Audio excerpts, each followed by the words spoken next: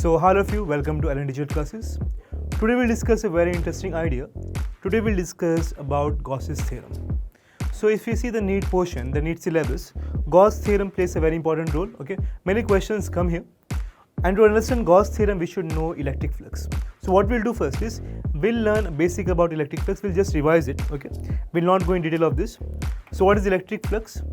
We have learned that electric flux tells us about the field passing through an area. Okay. Now this area can be 2D or 3D area, or you can also say it's the amount of field lines passing through an area. Okay. When we discuss Gauss theorem, okay, what we'll do is we'll find the relationship between electric field, charges and the flux. Okay, that is what we are going to do. But here we should keep in mind we are going to talk about 3D surfaces, 3D closed surfaces to be perfect. Okay, see usually when you take 2D surfaces, when you find Gauss, when we find electric flux, we take 2D surfaces. Okay, we take 2D surfaces, and when we take 2D surfaces, there what we do is we can have surfaces. For example, see here, I have an area here. Now this area, okay, can have two normals, upward normal, downward normal. It can have two normals, so that means direction of area vector we can take in two ways. But when you talk about 3D surfaces, for 3D surfaces, we are going to take the direction of area vector to be outwards normal. So we'll discuss about Gauss's theorem, we'll discuss the equation, but before going to the equation, what we'll do is we'll learn some basics, okay, and then from there we'll reach to the equation. Let's do that. So we'll start with the flux, okay, electric flux due to a point charge, and we are going to find the electric flux due to a point charge through a sphere. So here you can see we have taken a plus charge. Now from this plus charge, from this positive charge, the electric field lines are coming out. What we have done is, you can see, we have taken a closed Gaussian surface. Now this closed Gaussian surface, which you can see, and if you see the area vector, let us take a small section here. If you take a small section here, okay, we know the area vector is outward normal. We can take at any point. We can take over here. Here also the area vector outward normal. Here also outward normal. What we are going to find? We are going to find flux. Let's do that. Equation of flux is E dot ds. We know that E is the electric field, ds is a small area. So E dot ds is E ds cos theta. You can see here. E ds cos theta is the equation. Now if you check the area between, the angle between the area vector and the electric field, how much angle you can see? Both are in the same direction. If both are in the same direction, what is the angle? 0. If the angle is 0, we write E ds cos 0. So if you write E ds cos 0, what we are going to get? We know cos 0 is 1. And if you observe this plus charge, see, it's a sphere. If you go at any position, the distance is fixed. If the distance is fixed, that means the r value is fixed. K cube by r square is fixed. Now since K cube by r square is fixed, we can take this term to be constant. It will come out. And then we have ds. Now what is ds? ds is a small area. We want to find the flux to the entire sphere. What we are doing is we are taking small sections, and from the small sections we'll find the flux, and we are adding them. That's why we have the integral symbol. So if you add them, if you do the integral, what we are going to get? Integral of ds is 4 pi r square, because we know if you take a sphere, we find the surface area of sphere, it is 4 pi r square. And now here what we can do is we can cancel this 4 pi with 4 pi, this r square with r square. And from here we'll get a very beautiful and very simple relation. You can see what we are getting is q by epsilon naught. The flux due to a point charge comes out to be q by epsilon naught. Okay, so this thing we'll keep in mind, okay, because this will be helpful in deriving the relation of the Gauss theorem. Now what we'll do is we'll move on and we'll talk about the electric flux due to various shapes and various sizes. First of all, let's take a plus charge. Let us take a plus charge here. We have a Gaussian surface. Whenever I use the word Gaussian surface, we should know it's a 3D surface which we have chosen to find the flux. So here you can see we have this Gaussian surface, a plus charge. From a plus charge, the electric field will go outwards. That we can observe. Now, if you take the area vector, at every point the area vector will be outwards. Sometimes the angle is, here the angle is 0, sometimes the angle can be different, but it will be acute. So the cos value here is positive. So when you find E dot ds, E ds cos theta will be positive. The flux will be positive. So from here we should understand, whenever we find flux, Whenever we find flux because of plus charge, a positive charge, the flux is positive. Or if the field lines are going outside, the flux is positive. Simple idea. Let us take a negative charge. See here, we have a negative charge over here. For negative charge, we know the field lines will be inwards, right? We can see here, the field lines are inwards. Area vector, on the other hand, for each section, area vector will be outwards. So they're opposite. And if suppose the angle is 180, the flux comes out to be negative. So we should keep in mind, if we have a negative charge, the flux is going to be negative. Or if the field lines are entering, we'll take the flux to be negative. So two ideas, field lines going out, flux positive, coming in, we'll take flux as negative. Now we have discussed about 2 points. We have discussed flux due to point charge. We have discussed what happens when the field lines are going out and going in. Now we'll discuss about what happens if the flux, we are finding the flux to different surfaces. So to understand this better, I have taken a plus charge here, you can see. Now through this plus charge, we are finding the flux. See here? From the plus charge, these are field lines. We'll find the flux because of this sphere. We'll get some flux, we'll get some value. My question is, what if now we take another sphere? Now there's another sphere, and one thing you can observe that the number of field lines passing through the first sphere and the second sphere are same, isn't it? You can see the first sphere, whatever number of lines you're counting for the first one, and the second one has same number of field lines. So can we say that the flux is same? Because what is flux? Flux tells us about the strength of electric field through an area. Or we can also say it's proportional to the number of field lines. And you can see here the field lines are same.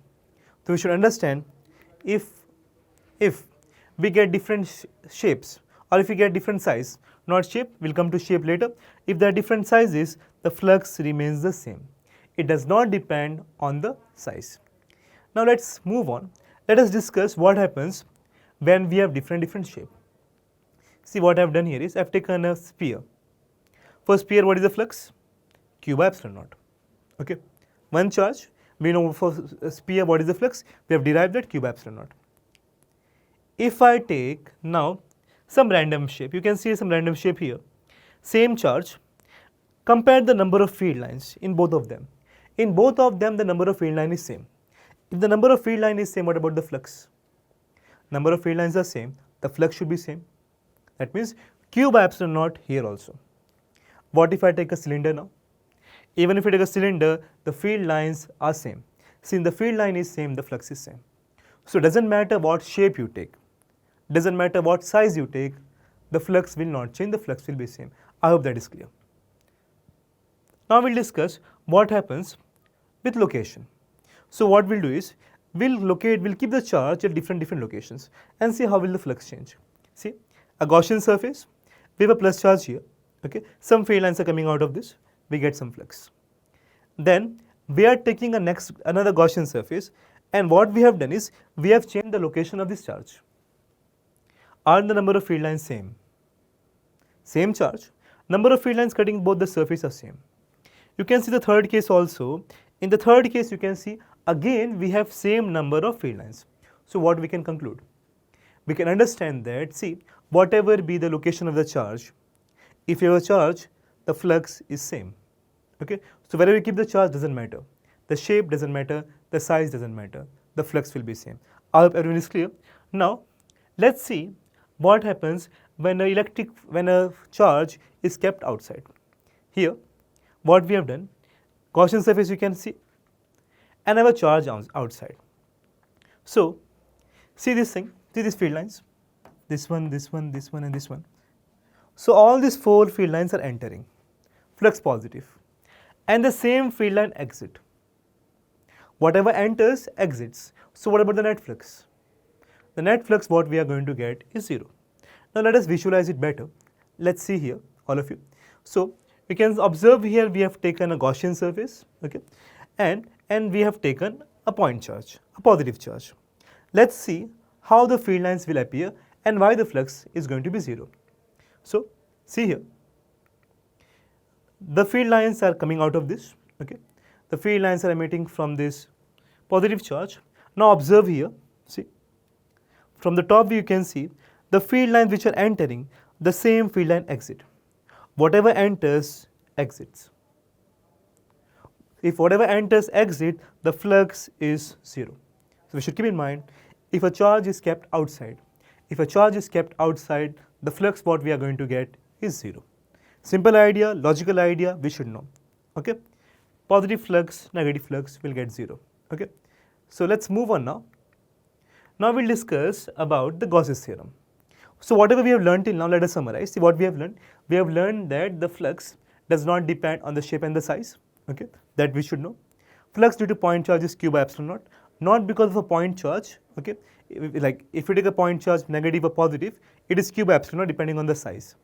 If you take a cylindrical shape, a spherical shape, or any random shape, if you have one charge, the flux is q by epsilon naught. Okay, and if the field is or if the charge is outside, the flux comes out to be 0. So here, what we have done is we have taken 5 charges. You can see there's q1 minus q2, q3 minus q4, q5, 5 charges. What we want, we need to find the field at one point. Okay, so we have taken a Gaussian surface. Fine. Now what we'll do is we'll find flux. Let's find the flux. Let us find the flux because of all these charges q1, q2, q3, q4, q5. We are adding them. Now see q1, q2, q3, we know the equation of flux for all of them. It is E dot ds. So we can write E1 dot ds, E2 dot ds. We can add all the flux, okay, and then write the flux. For the first charge, it's inside.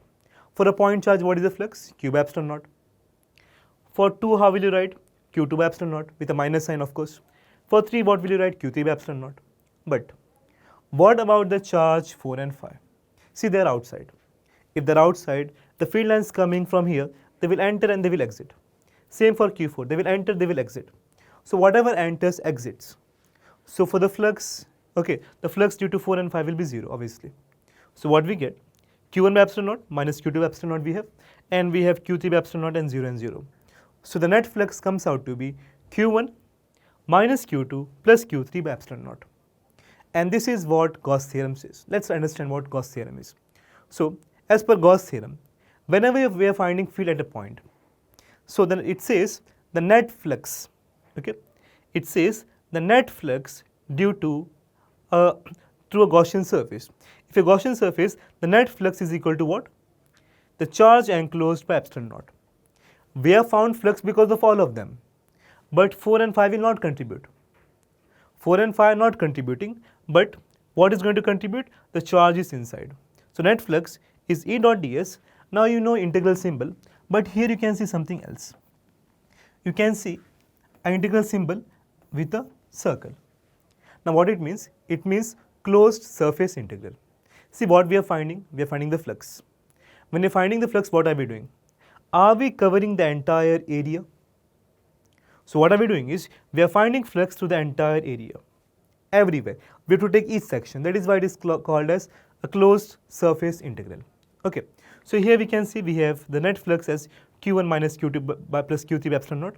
Now two things to be kept in mind. When you find the flux, okay, what contributes is the charges inside. That's it.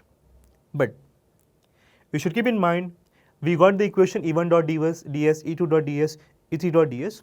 So when we are actually finding the field or the flux, all the terms are involved. See here, we have Q1 here, we have Q2 here. We want to find field at a point. So when you're finding the field in the equation E dot ds, that E is because of all the charges. Charges inside, outside, everywhere.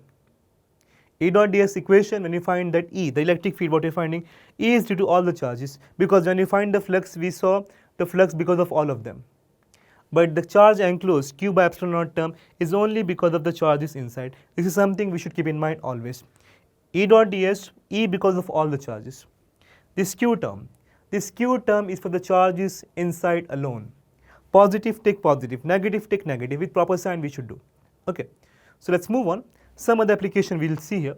See, so let us see the exact equation of, or the exact definition of Gauss law. So what it says that the closed surface integral through a Gaussian surface is equal to 1 by epsilon naught times the charge enclosed. Simple idea it is, okay, because we have learned just now, we have derived it.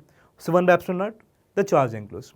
Total flux, simple idea, simple logic, simple concept. This we should keep in mind. Net flux, electric field of all the charges. ds is the area, we are taking a small area, q inside. Okay. So let's move on now. Let's move on to some ideas and some questions. Okay. So here you can see, when the net flux is 0, the net charge enclosed by the Gaussian surface is also 0. So what do we mean by this? See, if we take a charge, okay, here we have taken a positive charge, a negative charge, and a Gaussian surface, we need to find the flux. If you go by Gauss theorem, what is the value? If you go by Gauss theorem, charge enclosed is plus q minus q. But how we can understand this physically? Let's understand this. Okay, let us understand it physically. See here, a Gaussian surface, a plus charge, the field lines are coming out, and there's a negative charge you can see. Okay, there's a negative charge through which the field lines are coming in. Here you can see plus charge, field lines coming out, negative charge, field lines coming out. Now basically, if you interpret this, so how will it look for us? Whatever field lines, see, whatever is exiting, it will enter. Whatever exits, it enters. So what's the net flux? Net flux 0.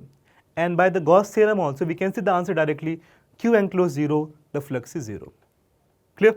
Simple idea, simple logic. Now here, what we have is, here we have taken imaginary surface. Okay, you can see here, a cylinder, the field lines. And there are certain field lines entering and exiting. So if they ask us how much charge is enclosed or what is the flux. See, whatever field lines enter, the same thing exit, flux will be 0. We can think, okay, for various shapes. Whatever enters, leaves. So whenever a question comes like this, we should keep in mind, we can say directly the net flux will be 0. Okay. We can understand it better. Okay. See here, we have taken cuboid shape. Whatever shape you want, you can take. Whatever shape you want, you can take. If the field lines are entering and exiting, okay, the flux will be 0. You can see here. Here you can observe they are equidistant field lines. Okay. Whatever enters here, same thing exits, flux will be 0. We can also see in this case what we have. In this case, the field lines you can see they are not uniform. The distance is increasing. But whatever field lines enter, the same thing exit. So here also the flux will be 0. So this is the idea of Gauss law. E dot ds equal to q by epsilon naught. We'll take 1 or 2 questions here, okay, for better understanding. Here's the first question. Now this question is going to test our knowledge, okay, our conceptual understanding. See here, if a charge q1 is shifted to A, then the net flux and the electric field at point P, what will happen to it? So what do you think? Pause the video, think, okay, and then write your answers. So here we have a plus q charge. Let us move this plus q charge to point P, like as they have said, to point A. We have moved to point A. So the question is, when we find the flux through Gauss law, we write it as q enclosed by epsilon naught. The question is, has the q enclosed changed? Has the q enclosed changed? No. q1 was inside earlier, q1 is inside now also. So what about the flux? Will the flux change? Should the flux change? It should not change, because whatever charge was earlier inside is still there. But what about the field? See, the position of charge is actually change the field. So here the field will change. This we should keep in mind. Okay, let's move on to the next question. A similar question here. If a charge q1 is shifted to B, now think about this. Will the flux closed, the net flux and the field at point P, will it change? What do you think now? If we are going to move the charge to B, so think, pause the video, think, answer. So here, let's see here, charge q1, let's take it out. So charge q1 is moved out. Now, has the flux changed? See, flux enclosed total flux through Gaussian surface is q by epsilon naught. The charge is taken now outside. So q enclosed has changed. If the q enclosed has changed, the flux has changed, isn't it? What about the field? If the flux will change, here the field will also change. So first the flux will change and the electric field, both of them will change. Simple idea, simple logic. Now we'll take another question. Here, if a charge q2 is shifted to A, okay, then what will happen? See, there's a charge q2. If it is shifted to A, what happens to the flux closed NEP? We have done 2 questions now. Now you should be able to understand, okay, and able to answer. So what do you think? Let's take it. Let's take the charge Q2 to point A. Now it is inside. So what about the flux? Charge Q2 is inside. So is the charge inside changed? The net charge is inside have changed. If the net charge inside has changed, what about the flux? The flux will change. Q enclosed has changed. And what about the field? The field will also change because the distribution of charges have changed. The net flux will change. The electric field will also change. So this will take to the next question. It's a very interesting question. We'll come across in many books. Okay, all the general textbooks you'll see this. Find the total flux through the cube and the flux through each face of the cube. You have a charge Q, you can see at the center of this cube. We want to find the flux through this cube. See, as I've told you, whatever shape you take, if it is a sphere, cube, cuboid, a random shape, if there's a plus charge or any point charge, what is the flux? Q by epsilon naught. So here what is the answer? Q by epsilon naught. Okay, that's the first part. Q by epsilon naught is the flux through the entire cube. But what about the sphere? Means what about each face? How will you find through each face? See, we have 6 faces here. The field lines emanating out from this will cut across each of them equally. The first, second, third, all of them. So, if the total flux is Q by epsilon naught, how much flux are we going to get through each face? The flux what we are going to observe here is what? Logically think. Each face Q by epsilon, like total flux Q by epsilon naught. 6 faces divide equally, what we'll get? We are going to get Q by what? Q by 6 epsilon naught. I think all of you are getting this. The value what we are going to get, because of symmetry we can say this, we are going to get flux through each face as Q by 6 epsilon naught. Now we'll move on. So let's go to the next question. So this question is asking us, find the total flux through the cube. Okay. So what we have here is charge, you can see a charge. Now this charge Q is kept on this face. The question is, can we use the Gauss theorem? See, when we use Gauss theorem, okay, one more thing we should keep in mind is, the charge what we have taken, that charge should not pass through Gaussian surface. If you take this cube as to a Gaussian surface, we cannot use Gauss law. So what we should do? We should take such a Gaussian surface which will give us symmetry. So a charge is kept at the center. So think, what shape will you create or what shape will you make so that the charge is distributed symmetrically? So what we can think of? What we can do here is, see, the charge is here. Can we make another cube? If we take another cube on the right hand side, now you can observe, and if we take this entire thing at the Gaussian surface, we can find the flux easily, isn't it? We can find the flux easily because this is not allowed. If you take the Gauss, if you use the Gauss theorem and use this Gaussian surface, we can't get the answer. Now, this entire cuboid is the Gaussian surface. How much is the flux? We have discussed, whatever shape you take, whatever size you take, okay, the flux is Q by epsilon naught to a Gaussian surface. So here, the flux to this entire cuboid will be what? It is Q by epsilon naught. Now the question is, what we want? We want the flux to the cube. If the entire cuboid, if it comes as Q by epsilon naught, number of field lines cutting to this half will be how much? If you go logically, to the entire cuboid, if it is Q by epsilon naught, through this half cube, it should be what? Half of that. So it's half of Q by epsilon naught. So I hope all of you got the ideas what we have discussed. Today we discussed about Gauss's theorem. Okay, we have discussed how the equation comes, what things contribute. Okay, so all of you study well. Okay, study well. Take care. Have a great day. Bye, all of you.